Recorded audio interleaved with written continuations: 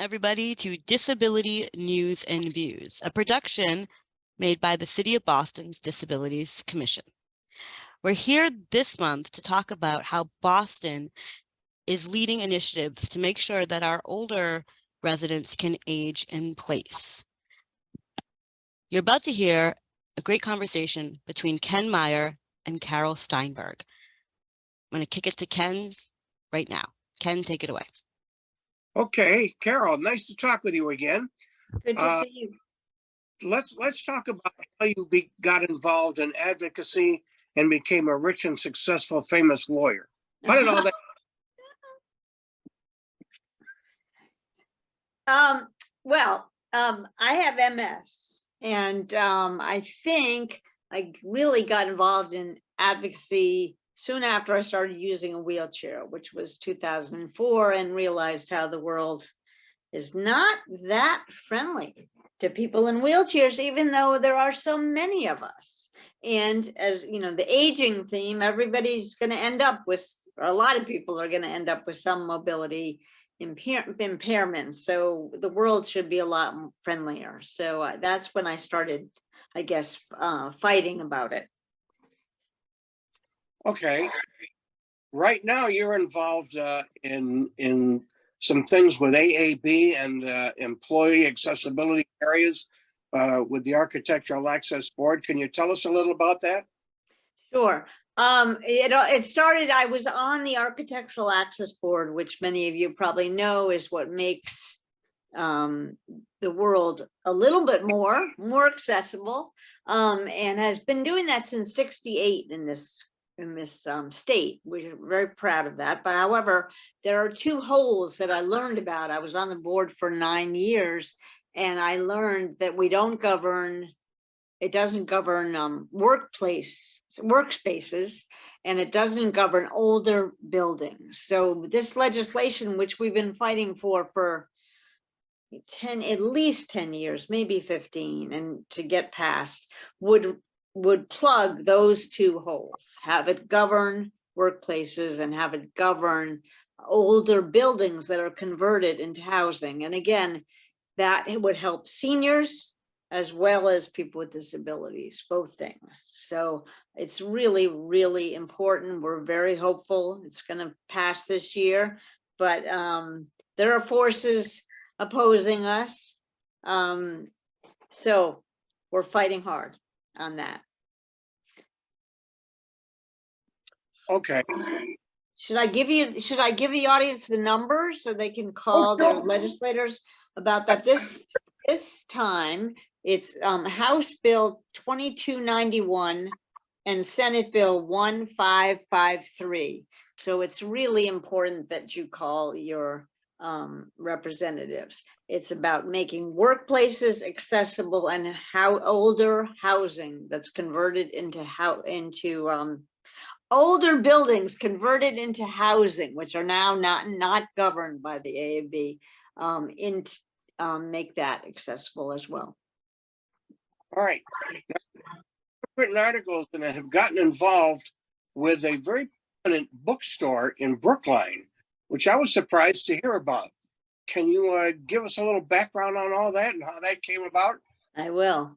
I'm really proud of this. It's the most gratifying thing I've done. The other thing I do, besides I am a lawyer, but I write a lot about accessibility, and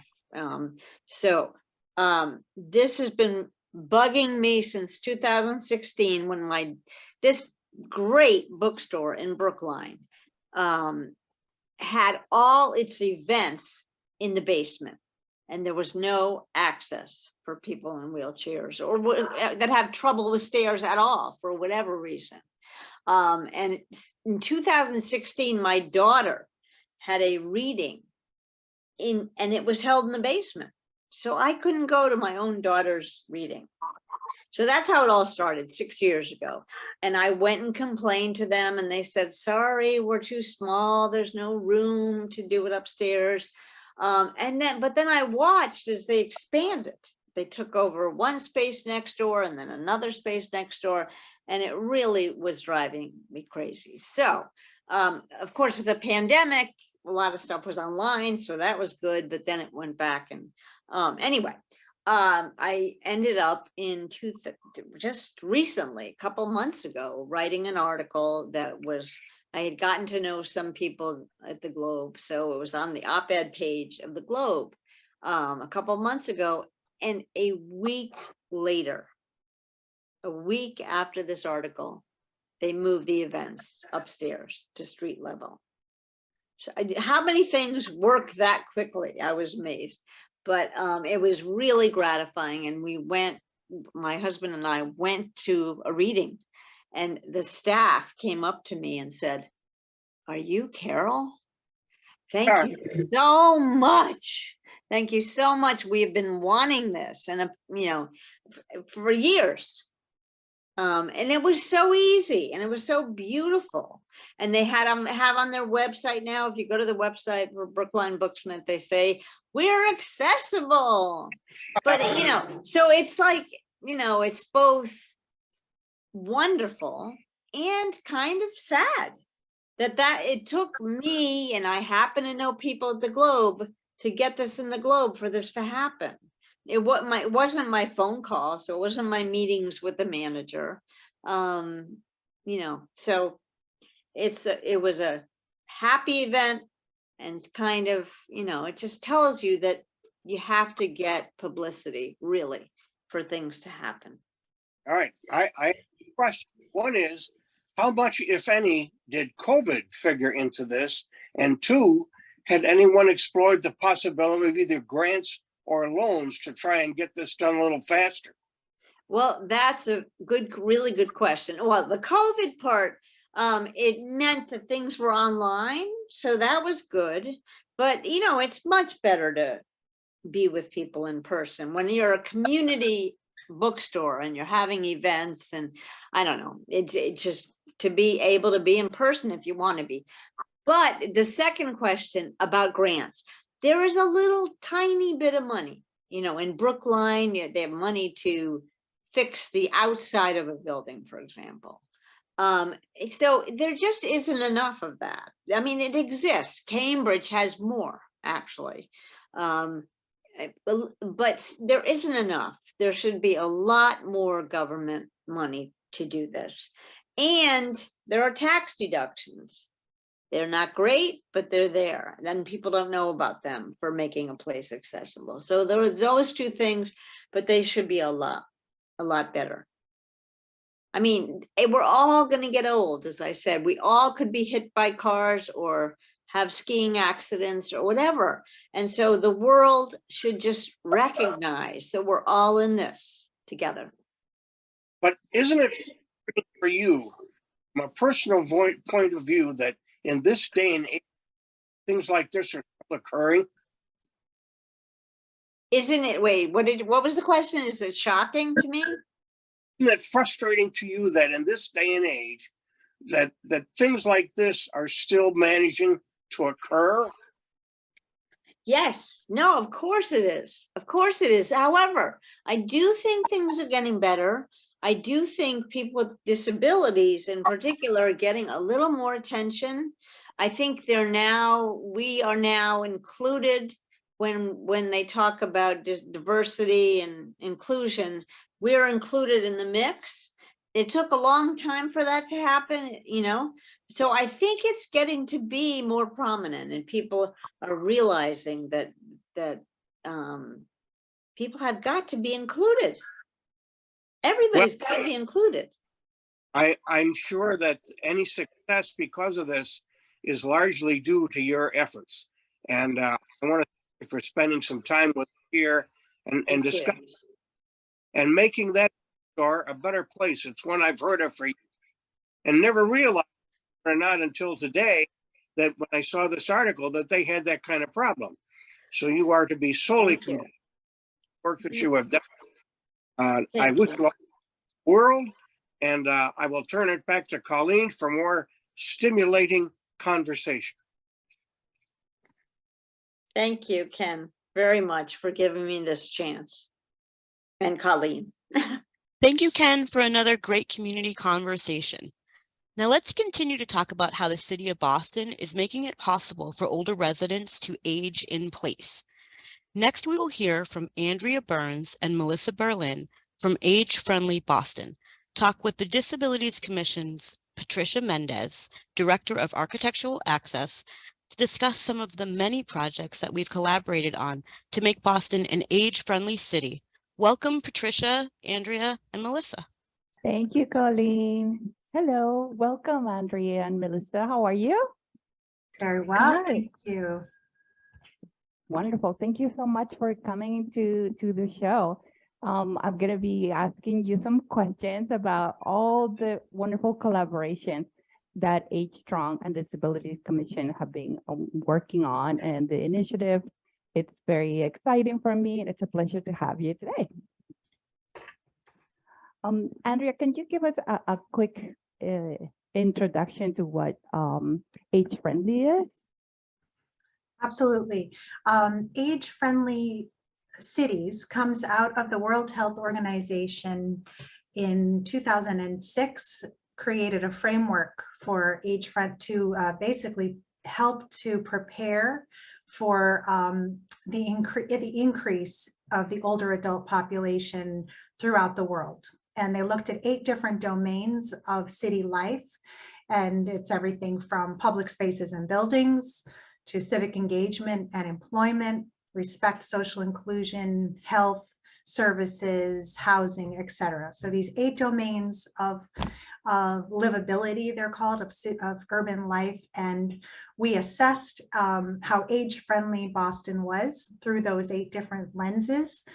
And then came up with an action plan to try to address some of the challenges and the gaps that we heard from older adults. So we signed on to the network of age-friendly cities in 2015 and joined the World Health Organization framework, the network. And I think now there are dozens of age-friendly cities and towns across the Commonwealth. We were a little bit on the early side, but now there's many. And so we've been kind of at it ever since. Wonderful. Thank you so much. I vividly remember when I first joined the city that you invited us to a age-friendly walk. And that was, I think within the first month that I joined, it was really eye-opening for me. Yeah, that's really amazing, because I was trying to think about the very first thing that we worked on, our 2 commissions worked on together, and I think that was it. And so we were looking at increasing basically safety of walking for pedestrians. And I think we was at the Mattapan Square Walk or the East Boston. We had looked at a couple of different neighborhoods, and it was this wonderful collaboration of Walk Boston, the health centers, your commission, our commission, the community service officers, and older adults. And yeah, so I think you're right. I think that was actually the beginning of a more sort of comprehensive collaboration between our 2 commissions. Yeah, definitely. I remember the Mattapan at the East Boston. I remember the East Boston one because you had cookies. Wow, better memory than I did about that. Yes, that was great. The East Boston, the Community Health Center in East Boston has always been a great partner for us and makes a lot of sense with the kinds of things that they focus on, that they would be sort of dedicated to their older patients. So yeah, that was a great first foray into our collaboration. Wonderful. The other thing that I remember that we collaborated was the age-friendly business certification in Right. JP. Can you talk a little bit about that? Yeah, so I mean, again, when we went out into the communities, we talked to thousands of people. We got surveys back from hundreds of people, probably thousands, and people really said that they felt the customer service staff really weren't paying attention to the needs of older residents. So that was kind of one of the first things that we really looked into, was what can we do to try to help businesses, try to help city agencies really interact more effectively, more successfully with this older adult population that of course is growing, which is the reason for this age-friendly movement. And so the business program really came out of that. And so we looked all across the country to see the best practices and what people had been doing. And we looked at, there were models where people charged to belong to them. It required a lot of changes from the businesses, but because we knew we were dealing with a lot of small businesses, we really didn't want that to be a barrier. So we looked at things that they could do that would be more simple, that wouldn't cost money, with the idea that once we brought them in, that we get them sold on this concept of being age friendly. And that really has proved to be true. So we did look at physical space, obviously, and that's again where we have a lot of overlap with your commission, but we also looked at fundamentals of customer service and the way people were being treated, thinking that everyone could learn that. And so that's the foundation of our training. And then we have a checklist. And I think your commission has been very instrumental in helping us with that because of your knowledge and expertise around widths of doorways, grades and safe grades, types of surfaces, etc. But this program has really grown. We started in one neighborhood. Now we're pretty much all across the city. We have over 60 businesses, and many businesses are doing this sort of regularly now. They are training all of their new employees every time they have new employees. So I think it's been a really wonderful initiative and a wonderful program. And we're looking to expand it. Wow, Yeah. awesome. That's really good to hear. Congratulations on that. And could you expand? I'm glad you touched on the physical buildings and checklist for that. Can you talk a little bit about the age-friendly checklist? Yeah, and so one of the things was really great was that when you were starting to work on your closed captioning ordinance, around that same time, we were going to a lot of businesses and we asked them, could you, as a very simple way to be age friendly, could you enable your captioning on your televisions? It didn't cost anyone anything to do. We explained why. We said there was an ordinance coming. So that's on our checklist now. Originally, it was not. We ended up integrating it to align with the city and your efforts in that regard. And that was really something that people were very happy to do, totally understood. And then later on, we could say, look, now it's an ordinance. You kind of got out ahead of it and committed to communicating in this way that's very, very age friendly and very equitable for many residents across the city. So that's one of the things on the checklist, is to enable the closed caption feature on your televisions, which is so simple, front-facing televisions. That's a really wonderful, I think it's a really great message that people are sending to the public. So that's one of them. There's a choice that you have of different features.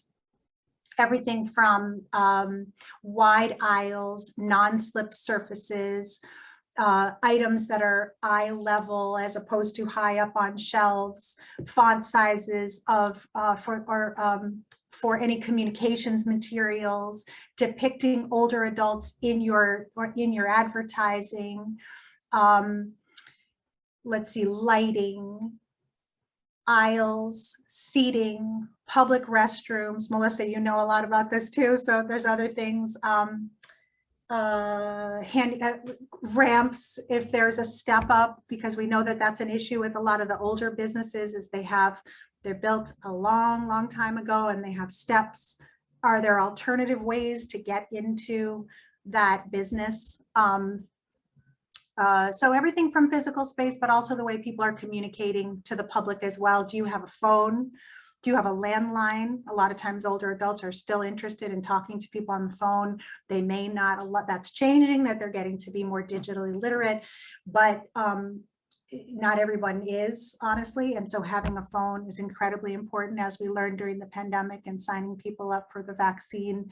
We really do still need to have a phone presence. Obviously, deliveries are very age friendly, just as they are disability friendly. and customer service staff that are really geared toward helping older adults navigate the changes that might be taking place. For example, with online banking, that's been a really big issue, is to try to have customer service staff that are available to help navigate that transition. Wonderful. Thank you, Andrea. And I'll make sure to pass on the message about the positive reaction for the closed captioning. I'll pass that feedback to our advisory board commission. So you talked a little bit about bathrooms, so that takes me to my next questions. Can you tell us about, you or Melissa, I'm not sure who wants to talk about the list of public bathrooms in the city? Yeah, so that really came out of the same data collection process that we did, which is people saying, listen, these are the fundamental things that make a city age friendly. Can we sit down, especially if we're walking any sort of distance? We can patronize businesses if we can rest, and if we have a publicly accessible restroom.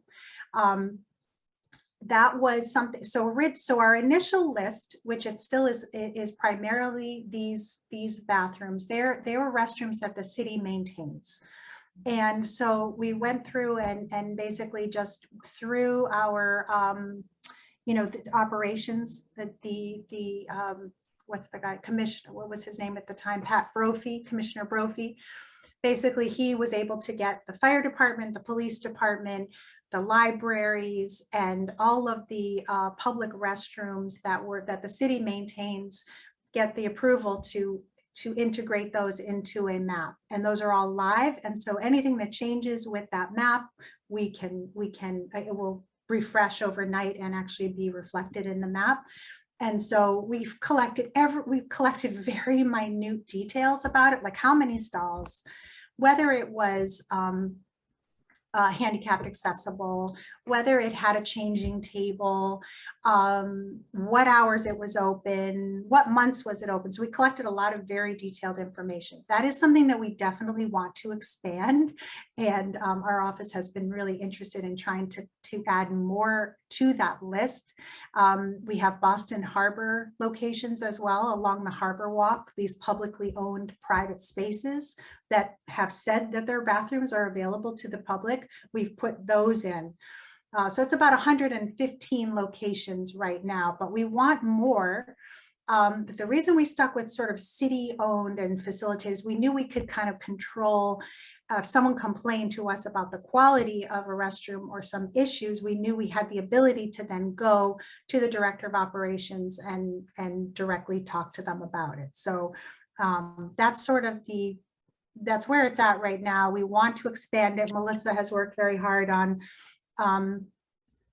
trying to figure out how we can get more businesses to sign on to making their restrooms accessible, because that's truly a real hallmark of an age-friendly city, an all age-friendly city.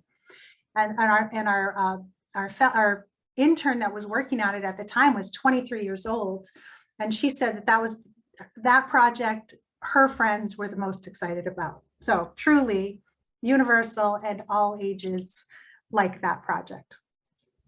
That's wonderful. Melissa, the next question is for you, but Andrea, don't leave us yet, because I have more questions for you. Melissa, do you want to tell us about the snow removal pilot? Yeah, that was fun. So the first day that I came to work with the Age Strong Commission was right after a really big snowstorm in January 2022. And I remember I was taking the T to work that day because it was too snowy for me to bike. And I was getting to the curb cuts and having to step over like 12-inch tall snowbanks and thinking, how in the world are the constituents that I'm supposed to be representing getting around today? So from that day, I felt very strongly about trying to address the problem of snow and pedestrian pathways. So this is something that we've thought about a lot over the years and have sort of tried to work on, and it's been challenging to get the right momentum and the right pieces to fall into place. But this past winter, we were finally able to get something going. So we had what we're calling a micro pilot. It was really, really small because we just wanted to test the sort of proof of concept. What can we do?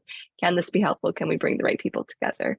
So we worked with your team, and we worked with PowerCorps Boston, which is a youth green jobs initiative working on helping young people gain skills to work in green jobs industry. A lot of stuff with landscaping, trees, maintenance of outdoor spaces and those kinds of things. And that team was really excited to partner with us, which was awesome. So we had their crews set up so that we reached out to a couple blocks in East Boston and South Boston where they had a large amount of permanent accessible parking spaces. So we knew that people with disabilities and mobility challenges lived in these homes, and we reached out and asked, do you have a way to remove your snow? Would you be interested in us helping you out with that this winter? So we had the PowerCorps employees go out on snow days where we would consider it large enough of a snowfall to plow, and they removed the snow in front of the sidewalks. So that helps with the residents because they're on the hook for having their sidewalk snow removed, or else they can get ticketed. It helps them get to their cars. It helps them get out and about to transit or for walking. It also helps other residents in the neighborhood just being able to walk along, having a clear path for the whole block. So that went pretty well and people were really thrilled with it. Unfortunately, the year that we were finally able to get it in place was a year with record low snowfall. So I think we only went out once or twice, which was a bit of a bummer, but we know that when we did get out there, it went really well and it was well received. And I hope that we're able to move forward with that because being able to get our sidewalks cleared without putting sort of undue burden on people with mobility challenges, it really helps everyone. Awesome. Yeah, it was wonderful to collaborate a little bit. I remember calling the people just to let them know that, just be aware that somebody's going to come and plow. And they were like, oh, God bless you. Yeah, people are pretty excited and I hope we're able to expand that. Yeah, best of luck this year. And I hope we can continue to work on that, the micro pilot, and it will grow and not be so micro anymore. Okay, so I have a couple more questions. I don't know if we have time. Can you tell us also about the bench design, the bench initiative? Yes, so benches, Melissa and I were just talking about this yesterday, that was one of the things we heard the most about from older adults, but something that the city was most worried about expanding for many reasons, having to do with who was going to take care of it, who was going to maintain the benches, where were they going to be placed, would there be enough space for things like walkers and wheelchairs. So there's a lot of things that go into benches that I had no idea. So that was something that Walk Boston, who, as you know, is an incredible advocate, did see it as fundamental to walking and to walkability, but very challenging for the city. And so we had to kind of give up on it. We waved the white flag originally on it, and the offices that could do something about it really didn't want to take it on. And so we let it go and then brought it back again. And what happened was, the reason that we brought it back again was because we had a fellow from the Mayor's Office of New Urban Mechanics who did a bench study. And what he found was that certain neighborhoods in the city had certain numbers of benches and other neighborhoods in the city had far fewer. So it really came to an issue of bench equity. And when the city realized, the policy side of the city, of the administration, realized this was about equity, they ended up earmarking the money. So that's kind of how that happened. So after a couple of years of saying, okay, we're not going to keep pushing this, it ended up moving forward. And the design of it came from people saying that they really needed armrests to get up and down. A lot of times we'd be in these park planning processes, there'd be these, benches around trees without any armrests. And older adults who were invited to these meetings said, listen, we can't get up and down a bench like that. It's great that you want to put one, but we can't get up and down. So that design was the best that we could come up with, that the material was such that if there was, it was good in an urban environment because it wouldn't get, vandalized, and it had a curving back, but a straight back, but soft enough so that it could be comfortable, and it had armrests, and it was going to be of galvanized steel, which was the best for a city environment. And we had older adults testing these benches. They'd go up to Public Works and they actually said, okay, yeah, I like this works. This is good for me. And so we did test it with the public, and that's how we got to that design. Wonderful, awesome. I remember going to and do a testing too. I don't remember, was it part of your initiative too? I think it was in the office of the Institute of Human-Centered Design. Was it related? Yes, we did have a design contest. I don't know if you remember that. People had come up with different designs for benches that were really innovative. Yeah, I Maybe. definitely remember testing. Yeah, Institute for Human-Centered Design is incredible and have helped tremendously with influencing the way that we think about public space and accessibility.